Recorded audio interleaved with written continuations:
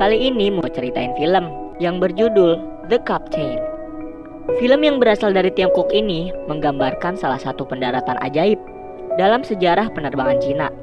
Didasari oleh kisah nyata atas insiden Sichuan Airlines pesawat 3U8633 pada 14 Mei 2018 yang berhasil mendaratkan 119 penumpang dan 9 awak dengan selamat.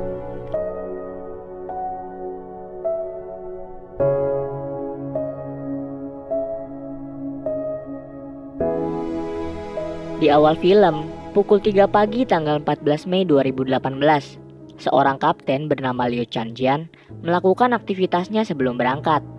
Tak lupa mencium putri kecilnya yang sedang berulang tahun. Pusat Meteorologi Penerbangan menganalisis sebuah pergerakan awan yang kuat datang dari Tibet Tenggara dan terus meningkat volumenya. Awan-awan ini akan berpengaruh sekali pada area lintasan pesawat. Biro penerbangan pun langsung lebih memperhatikan penerbangan menuju maupun dari arah Tibet. Berpindah ke gedung operasi Sichuan Airlines. Di dalam ruangan kru kabin, kita diperlihatkan banyak sekali prosedur yang mereka lakukan sebelum keberangkatan. Mulai dari kuku pramugari hingga persamaan waktu jam tangan mereka. Para pilot juga memastikan ulang lintasan yang akan mereka lewati, apalagi karena ada pergerakan awan yang kuat. Sebelum berangkat, mereka sarapan bareng sambil ngobrol-ngobrol tuh. Keadaan dalam Bandara Internasional Xinjiang Utara sudah sangat ramai. Diperlihatkan kembali suasana sebelum keberangkatan para penumpang ini.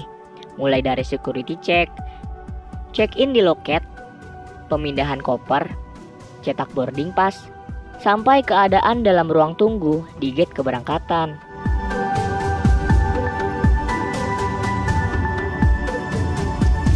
Lalu, datanglah para pilot dan pramugari maskapai memasuki pesawat. Di dalam, para kru pesawat langsung melakukan pekerjaannya. Para pramugari bergegas memeriksa, mulai dari peralatan darurat, bagasi, kolong bangku, lampu darurat, hingga makanan untuk penumpang. Dan para pilot mengecek kembali semua komponen pesawat, mulai dari radar cuaca, daya baterai otomatis, hingga semua tombol. Semuanya aman dan pengecekan pun lancar. Asli detail banget dah. Tak lupa juga, kopilot kita bernama Hui Shen mengecek keadaan eksternal pesawat. Sebelum para penumpang masuk, mereka sempat briefing sebentar. Kemudian para penumpang mulai memasuki pesawat.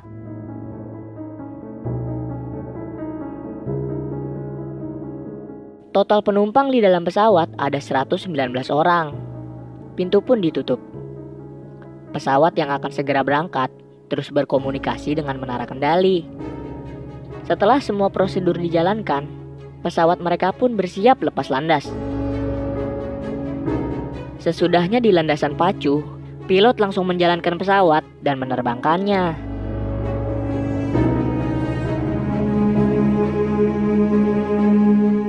Biro Kontrol Lalu Lintas Penerbangan selalu berkomunikasi dan mengawasi mereka. Selain itu, Menara Penerbangan Xinjiang memutuskan siaran komunikasi dan mengalihkan ke Bandara Chengdu. Para pilot pun langsung berpindah siaran komunikasi. Sekarang, Chengdu Area Control Center lah yang akan melaporkan informasi kepada pesawat. Di atas awan, semua berjalan lancar.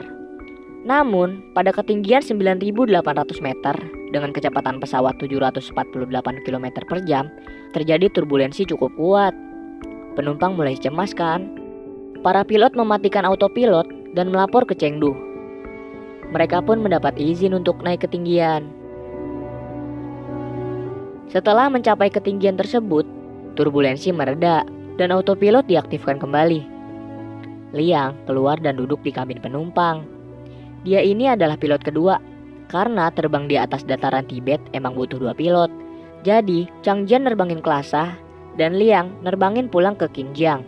Para pramugari juga langsung melayani para penumpang.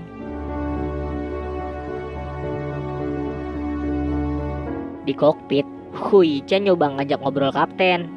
Ternyata, kapten udah sering lewat rute penerbangan ini, bahkan sekitar 100 kali. Dan dulunya, ia menerbangkan pesawat bomber saat di Angkatan Udara. Karena ia lebih senior, kapten memberi nasihat dan tips menjadi seorang pilot handal, juga profesional. Mereka sekarang berada di dataran tinggi Tibet. Kemudian, kaca depan pesawat retak, padahal tidak ada benturan. Kapten melapor ke Chengdu kalau kaca depan mereka retak dan memutuskan untuk mendarat darurat ke Bandara Chengdu. Namun, kaca yang pecah menyebabkan kopilot tersedot keluar karena perbedaan tekanan udara.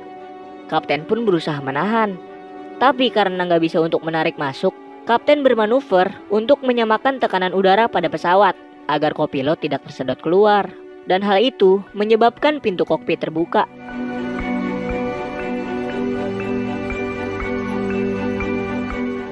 Masker oksigen pesawat pun turun, dan para pramugari segera membantu penumpang. Pesawat terus menukik dan semakin kehilangan tekanan udara. Lalu, kapten menarik tuas hingga akhirnya kopilot masuk kembali ke kokpit. Liang berusaha untuk masuk ke kokpit juga, sampai akhirnya ia berhasil dan menutup pintunya. Lalu, ia memasangkan masker oksigen ke kopilot, dirinya, dan kapten. Pusat kontrol Chengdu melapor ke divisi lain bahwa akan ada yang mendarat darurat di landasan mereka. Prosedur tanggap darurat pun diberlakukan, menunda pesawat yang akan terbang dan mengalihkan jalur pesawat yang akan landas. Mereka pun berkoordinasi dengan semua bandara dan membersihkan jalur yang akan dipakai mendarat, termasuk menyiapkan pemadam kebakaran, petugas kesehatan, ambulan, dan polisi. Departemen Kontrol Angkatan Udara juga turut membersihkan jalur penerbangan mereka dan menyuruh para pesawat yang sedang latihan untuk kembali ke pangkalan. Karena pesawat Sichuan 8633 nggak bisa dihubungi pusat, para pilot dari pesawat lain pun membantu menghubungi. Namun hasilnya nihil. Kabar tentang kecelakaan pesawat 8633 telah menyebar di kalangan penggemar penerbangan, bahkan hingga menjadi topik utama di media sosial, dan membuat panik para kerabat yang saudaranya menaiki pesawat tersebut. Masalah tidak hanya kaca yang pecah, ternyata mereka harus melewati gumpalan awan badai. Pusat kontrol tidak bisa apa-apa dan menyerahkan semua kepada pilot. Lalu, kapten melakukan gerakan memutar pesawat. Kemudian salah satu penumpang ada yang sadar dan ngomporin gitu, hingga menyebabkan semua orang kebingungan dan semakin panik. Ditambah pula, ada bapak-bapak yang memaksa menerobos ingin ke kokpit. Bapak bisa nerbangin pesawat. Kita juga punya keluarga, masih pengen hidup, bukan bapak doang, kata manajer pramugari. Tujuan kami ada di sini untuk menjamin keselamatan penumpang. Jadi, tolong semua untuk bekerja sama. Kemudian, para penumpang pun menjadi lebih teratur. Kapten sempat mau tidak sadarkan diri dan berhalusinasi tentang pesta ulang tahun anaknya. Tapi, Liang terus mengusap-usap tangan kapten agar tidak mati rasa dan membuatnya tetap sadar. Lalu, kapten memutuskan untuk menerjang badai karena awannya memiliki celah. Di dalam badai terjadi turbulensi yang sangat amat parah.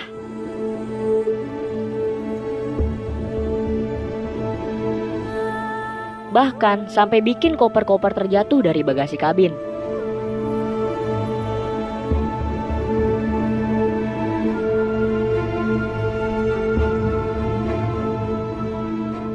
Karena badai yang benar-benar tebal, bikin sinyal komunikasi terputus dan kehilangan jejak.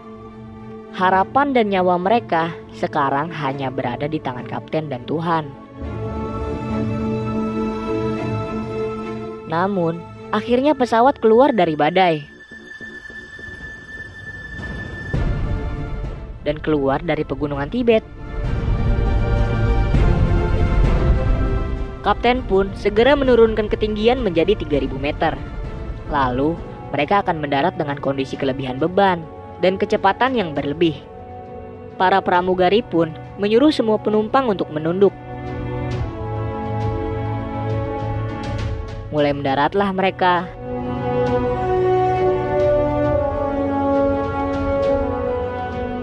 Tapi, mesin pendorong mundur nggak berfungsi dan para pilot hanya mengandalkan rem sebagai alat penghenti pesawat.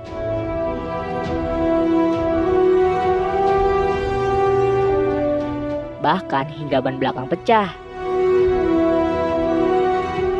Syukurnya, mesin pendorong kembali hidup dan mereka berhasil menghentikan pesawat sebelum kehabisan lajur. Para penumpang gak menyangka mereka akan selamat Pusat kontrol pun bergembira atas keberhasilan pendaratan 8633. Kemudian, kapten mewakilkan para kru meminta maaf ke penumpang karena tidak berhasil mengantarkan mereka ke Lhasa dan berterima kasih telah terbang bersamanya. Para penumpang pun mengapresiasi mereka. Semua penumpang segera turun dan tak lupa berterima kasih ke pramugari. Di kokpit, kapten juga berterima kasih kepada rekannya. Pramugari yang terluka langsung dilarikan ke ambulan, dan sang kapten sangat ditunggu oleh para penumpang yang ingin mengucapkan terima kasih. Ketika keluar, ia sangat disambut dan mereka pun memberi hormat. Setahun kemudian, para pilot dan pramugari berkumpul kembali, merayakan ulang tahun pertama kesempatan hidup mereka yang kedua. Film pun selesai.